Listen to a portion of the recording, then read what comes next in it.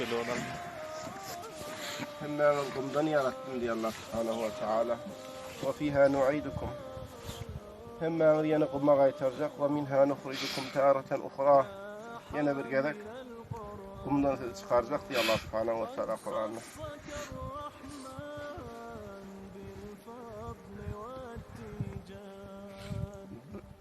هذا مثل جايلة المشي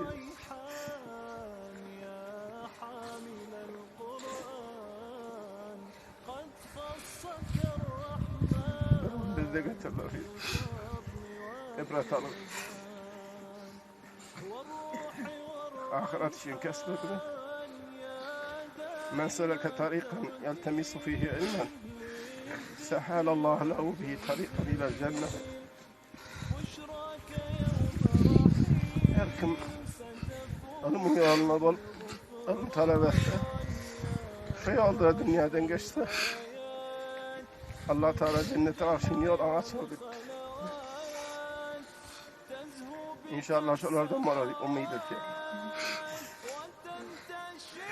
Allah mağfiret etti. Ulemalar var vakit kadın bilir.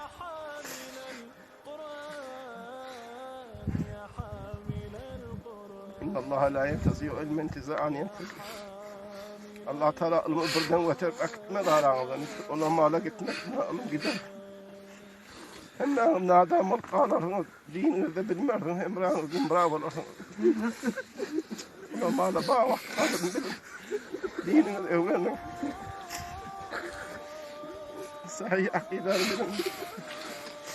Hala gitti şahada Allah. Allah'lıktan talabul ilm bilen geçti. Dünya bakman din bilen geçti. Yav amal bilen geçti. Kumalet yek. Allah yaxşılardan etsin. İbret alın. Bundan gidersen dünya meşgul, ahiret yadını çıkarmaz. Ahiret yadınıza olsun. Ilmi yadınıza olsun. Hasan gelip bir kapısı beldadır.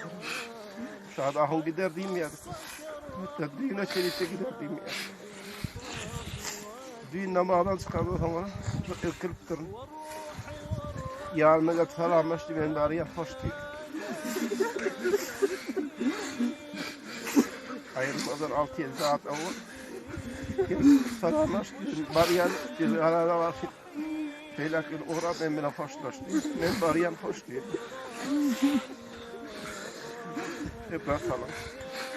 Ahiret için ameletini dünyadan aldanma. Ona malın kadrini bilin. Dinine öğrenin ahiret için kesmedin. Mehmet gayet küçüktür. Başka keprattı bilemem. Allah mağfiret etsin. Allah mağfiret etsin. Ola malın zımrafını edip kıyametten mebut etsin inşallah. Ahsenallahu azâkum. أعظم الله أجركم ووفق آدم للخانة وتتم خداية الأجر الكامل للتفهيم وأحسن أعزائكم خداية لغو تسليمكم وغفر لميتكم إلى دغان ونضى خداية مغفرة صبر من خداية الهمة اللهم لا تفتنا بعده تحرمنا زايد على زيد الله يبسط من نظر Allah Teala onların ecirden bilgi boşetmez. Kabr münevver olsun dayılarla. Salihlerle, şuhadalarla, sıddıklarla, enbiyalarla mahşur etsin. Elhamdülillahi Rabbil alemin. Salatu vesselamu aleyhi.